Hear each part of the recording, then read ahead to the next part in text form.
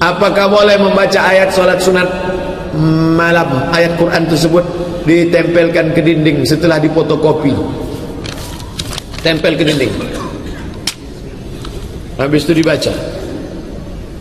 Pas dibaca tak pula nampak. Apa hukum solat menengok mushaf? Boleh.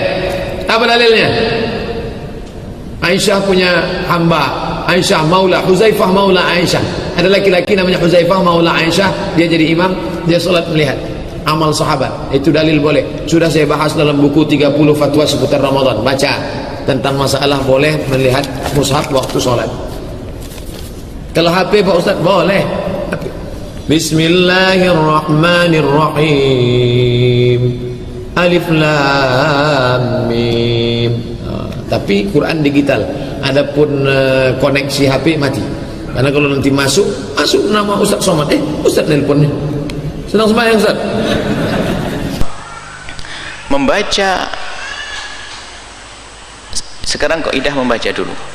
Orang membaca Al-Quran dengan melihat sama membaca Al-Quran dengan tidak melihat, dengan hafalan misalnya, maka disepakati lebih bagus membaca Al-Quran dengan melihat. Kenapa? Kalau dengan melihat, kalau dengan menghafal itu matanya tidak beribadah. Tapi kalau dengan melihat maka matanya ikut beribadah. Tapi di sana juga ada keutamaan menghafal Al-Quran. Babnya beda. Nah, jadi kalau kita ingin melakukan sholat dengan membaca juga boleh. Sebagian orang merasa ingkar, sholat kok pakai megang Al-Quran dan sebagainya. Enggak ada masalah. Yang dipermasalahkan adalah jika salah cara memegangnya, atau meletakkan Al-Quran di tempat yang salah. Jadi yang jelas, memegang Al-Quran di dalam sholat bukan membatalkan, asalkan tidak melakukan gerakan 3 kali berturut-turut anggota besar. Anggota besar nih lengan. Kalau melakukan gerakan yang berturut-turut 3, 1, 2, 3 batal. Tapi kalau dia berhati-hati cara membukanya, misalnya, dan ditaruh di tempat yang aman, apa di saku yang sudah disiapkan, ditaruh dipegang dengan lengan atasnya, dipegang dengan lengan atasnya, kemudian di saat membaca dibuka. Jangan banyak melakukan gerakan.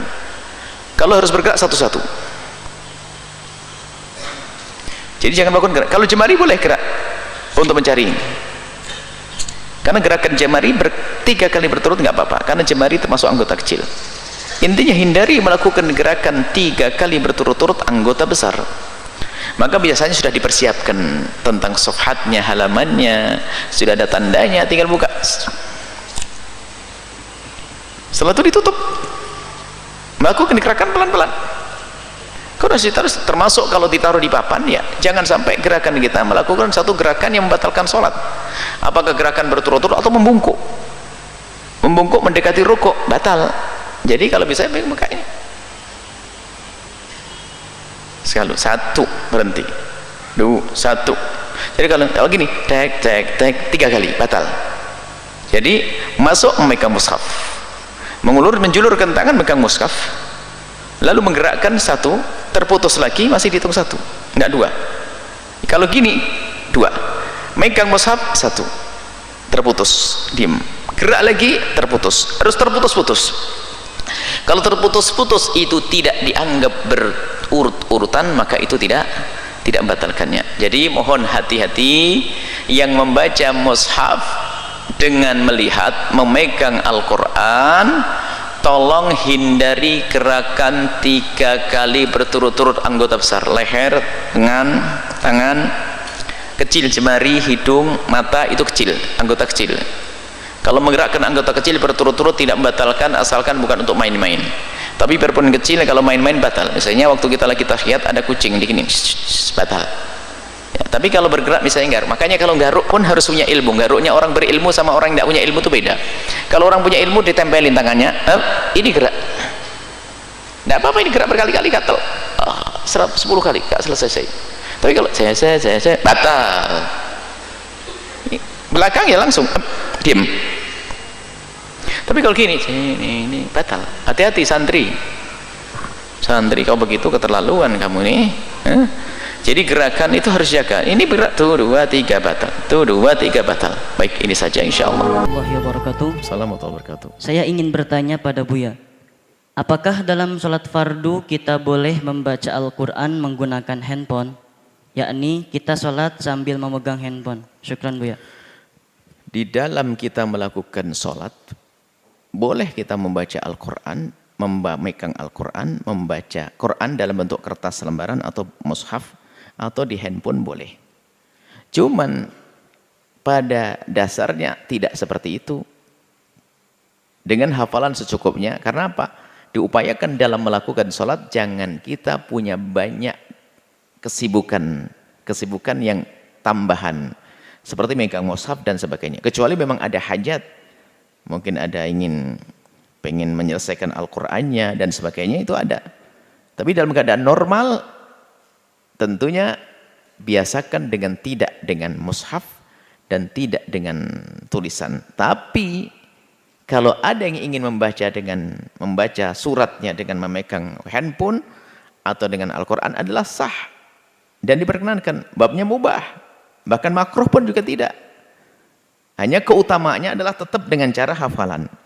Seperti itu. Akan tapi nanti ada aturannya bahwa gerakan-gerakannya harus perhatikan. Kita tidak boleh melakukan 3 kali gerakan dari anggota besar berturut-turut. Anggota besar itu tangan ini anggota besar. Anggota kecil ini, kalau kita membuka dengan ini 1, 2, 3 berturut-turut enggak ada masalah. Ini jemari anggota kecil. Tapi kalau tangannya gerak sampai 3 kali berturut-turut, membatalkan sholat kita. Makanya termasuk Al-Qur'annya, cara menyimpannya harus hati-hati. Imam Nawawi menjelaskan dalam kitabnya, kalau kita lagi sujud, Al-Qur'an harus terhormat. Ditaruh dikepit di sini. Di lengan, dikepit di lengan. Dikepit di lengan begini baru sujud. Supaya Al-Qur'an ini tidak jatuh. Karena Al-Qur'an harus dihormati. Jangan sampai taruh di bawah. Seperti itu. Kalau memang dia siapkan saku yang istimewa khusus, ya apa di saku. Seperti itu. Yang penting waktu membuka pun harus hati-hati, jangan melakukan gerakan 3 kali. Dia buka satu, mungkin bukanya satu-satu, buka. Jangan langsung batal. Kalau gerakannya lebih dari 3 kali berturut-turut, atau 3 kali berturut-turut, maka 3 kali gerakan anggota besar, 1, 2, 3. 1, 2, 3, batal. Seperti itu. Jadi, ini adalah boleh, akan tapi keutamanya adalah tanpa memegang mushaf, tanpa memegang handphone. Karena apa? Diharap dalam sholat itu, kita untuk tidak memperbanyak gerakan-gerakan tambahan. Termasuk lihat saja, di dalam kita membaca kunut, semua doa, habis doa kita disunahkan mengusap wajah. Kecuali waktu kunut, tidak disunahkan mengucap wajah. Karena apa? Agar kita tidak memperbanyak gerakan tambahan. Seperti itu. Satu, bolehkah membaca mushaf saat salat fardu sendirian? Tidak. Dalam salat fardu, maka yang dibacakan yang kita hafalkan. Ya, baik sendirian ataupun berjamaah yang kita hafalkan, karena yang dituntut dari Al-Quran itu sederhana. Quran surah ke-73 Al-Muzammil ayat ke-20, faqra'u ma tayassara minal Quran. Baca yang kita hafalkan dari Al-Quran, yang paling mudah kita hafalkan. Kalaupun yang dibaca hafalnya kulhu, ya kulhu aja. Ya kul huwallah, silakan. Sambil kita membaca itu, kita menghafalkan lagi surat yang lainnya. Besoknya misalnya sudah ikhlas, alhamdulillah. Besoknya berubah lagi, misalnya surat Al-Falaq. Besoknya lagi An-Nas, ya besoknya lagi naik lagi misalnya ke Ad-Duha, naik lagi Al-Insyirah, naik terus, kan? Sampai kita bertahap jadi lebih baik. Dan diniatkan ikhlas karena Allah. Jangan dibandingkan dengan orang lain. Kita jadi diri kita pribadi. Jadikan orang lain sebagai motivasi. Jangan disamakan. Jangan disamakan, karena setiap orang punya orientasi berbeda-beda. Ya, setiap orang punya tahapan yang beda-beda, punya pilihan masing-masing. Ya, walikulli wijhatun huwa muwalliha fastabiqul khairat. Quran surah kedua Al-Baqarah ayat 148. Ayat 148 paling kanan sebelah atas di mushaf. Walikulli wijhatun huwa muwalliha. Setiap orang itu punya orientasi masing-masing. Ya, fastabiqul khairat. Silakan berlomba dari passion kita untuk menggapai kebaikan, pahala yang sama. Dia misalnya senang tahajud, Anda nggak sempat, ya Anda ganti dengan yang lain. Anda kerja Al-Quran, ya kan? Jadi bisa berimbang pahalanya. Anda nggak mampu tahajud, Quran belum baik bacaannya, saya sambil puasa. Yang penting Anda kejar, fastabiqul khairat. Segala kebaikan kita perlombakan di situ. Jadi dalam konteks sholat fardu yang dibaca yang kita hafalkan. yang kita hafal itu yang kita bacakan. Di sini sepakat para ulama, kecuali dalam konteks sholat sunnah. Sholat sunnah itu pun sebagian besar ulama tetap bertahan pada apa yang dihafal, kecuali dalam konteks tertentu untuk murojaah misalnya gitu kan. Untuk murojaah ya dipegang, itu pun dalam konteks sholat sunnah, bukan sholat fardu yang tidak mengurangi kemuliaan Al-Quran. Ya, jadi itu banyak syarat tambahannya. Jadi jangan sampai ketika pegang mushaf tiba-tiba mau sujud, Quran disimpan tempat yang rendah gitu kan, dan sebagainya. Itu harus cari wasilah-wasilah yang tidak merendahkan kemuliaan Al-Quran. Jadi jalan terbaiknya coba dihafalkan baik-baik, di luar sholat baru kita bacakan lagi, sholat dibacakan yang kita hafalkan dari situ. Yang biasanya terjadi di sholat-sholat seperti Ramadan ya, sholat seperti Ramadan. Jadi kalau orang sendirian itu jarang sekali pegang mushaf. Biasanya kalau Ramadan jadi makmum untuk menyimak gitu kan. Nah, itu pun ada perselisihan pendapat di kalangan ulama yang membolehkan tetap dalam konteks ibadah sunnah, itu pun yang sekiranya menggunakan mushaf dalam kondisi yang tidak merendahkan kemuliaannya. Jadi kecil, dia masukin kantong kalau sujud gitu kan, tidak ada potensi jatuh dan sebagainya. Adapun untuk imam, nah itu mutlak harus hafal. Nggak ada imam nyontek gitu kan. Jadi kalau saya bertahan, imam tuh mesti hafal. Ya, kalau nggak hafal ngapain jadi imam gitu kan. Nah, dan dalam konteks tertentu kadang kita temukan, kalau saya berpendapat mengambil pendapat para jumhur ulama yang menekankan bahwa imam itu menjadi imam karena hafal, bagus bacaannya. Ya, orang yang afqah, orang yang paling fikih, ya, kemudian asan, orang yang paling tua, sepuh, paham fikih salat, kemudian paling bagus bacaannya, juga paling mengerti, ya. Jadi bukan belum hafal kemudian maksain jadi imam atau membaca ayat yang nggak hafal, itu yang tidak diperkenankan. Atau misalnya mohon izin ya, ini hanya saling share saja. Kadang-kadang saya temukan di depan imam itu ada tempat mushaf besar dibuka begini, ya imamnya baca, ya itu kan di luar sholat. Kalau di dalam sholat ya sudah ditutup gitu kan. Nah, jangan sampai lagi baca begini udah kipas angin hilang gitu kan, dari Al-Baqarah tiba-tiba pindah misalnya ke Al-Hujurat. Nah, ini susah balik laginya, ini jadi persoalan juga. Ya ayyuhalladzina amanu nggak selesai-selesai gitu kan. Baik, karena ayat yang pengen dibaca kutiba alaikumusiyam, sementara yang terbuka ayyuhalladzina amanu la yasraqu minkum gitu. Jadi repot. Wallahu taala. Assalamualaikum warahmatullahi wabarakatuh. Ikhwan dan akhwat yang dirahmati Allah Subhanahu wa taala. Subhanallah, Ramadan kali ini Ramadan spesial, bermunculan imam-imam baru yang sebagian di antara mereka mungkin tidak pernah menjadi imam tarawih seumur hidup, namun pada kesempatan kali ini mereka harus menjadi imam demi untuk menegakkan ibadah di rumah-rumah mereka karena kondisi pandemi yang ada. Maka yang jadi masalah, sebagian dari mereka tidak memiliki hafalan Quran atau hafalan Qurannya sedikit, tidak banyak. Kemudian juga banyak di antara mereka yang ingin bisa menghatamkan Quran dalam sholat tarawih, sementara hafalan Quran yang terbatas. Apa solusi yang diberikan? Maka di antaranya syariat membolehkan seorang sholat sambil membaca dari mushaf, dan ini dipraktikkan oleh Aisyah radhiyallahu taala anha di malam bulan Ramadan. Beliau radhiyallahu anha pernah menyuruh budaknya untuk menjadi imam sambil membaca dari al-mushaf. Ya, dan ini adalah praktik dari para salaf. Az-Zuhri, seorang imam dari kalangan tabi'in, juga mengatakan khiyaruna yaqra'una minal mushaf, yaitu banyak orang-orang soleh juga mereka sholat sambil membaca al-mushaf supaya bisa membaca dengan sebanyak-banyaknya dalam sholat malam atau sholat tarawih.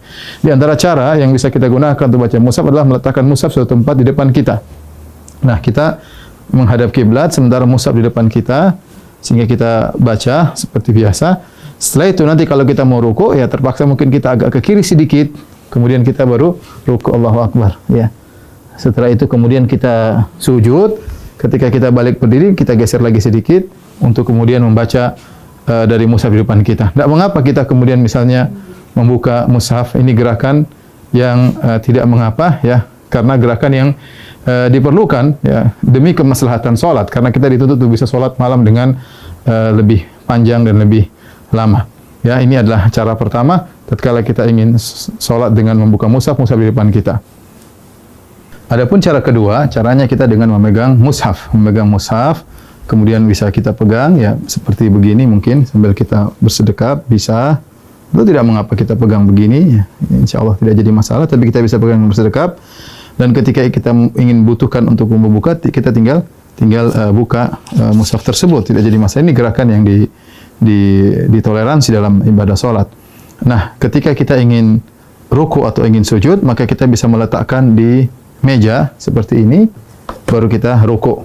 kemudian kita ruku, kemudian kita sujud. Kalau kita ingin salat, ingin baca lagi, kita ambil lagi, kemudian kita pegang lagi. Dan ini juga cara yang mudah, dan ini tidak mengapa. Rasulullah SAW pernah salat wa huwa hamilu Umamah. Beliau pernah salat sambil menggendong cucunya Umamah bintu Abil As, yaitu putrinya Zainab, cucu Nabi SAW.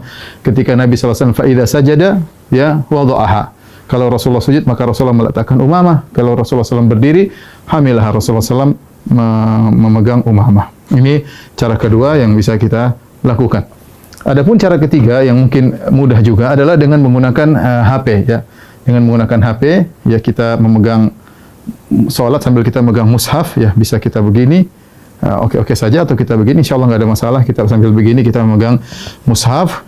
Ketika kita ingin ruku, maka tinggal kita masukkan di kantong, baru kemudian kita ruku dan salat seperti biasa. Nanti kalau kita ingin lanjutkan, tinggal kita pegang kembali, kemudian kita baca mushaf, terserah mau setengah juz, 1 juz, sepuas kita. Dan ini gerakan yang ringan juga dengan memegang mushaf. Yang perlu saya ingatkan, adapun makmum ya, makmum maka tidak perlu makmum memegang apa? Mushaf ya. Ya, jadi sebagian makmum tatkala mereka salat, mereka sambil mengikuti bacaan imam dengan memegang mushaf, dan ini adalah cara yang keliru, karena makmum tidak perlu untuk memegang mushaf. Yang perlu adalah imam. Dengan demikian para ulama melarang para makmum untuk memegang mushaf karena adalah gerakan yang tidak diperlukan, dan asal hukum dalam gerakan dalam salat adalah makruh.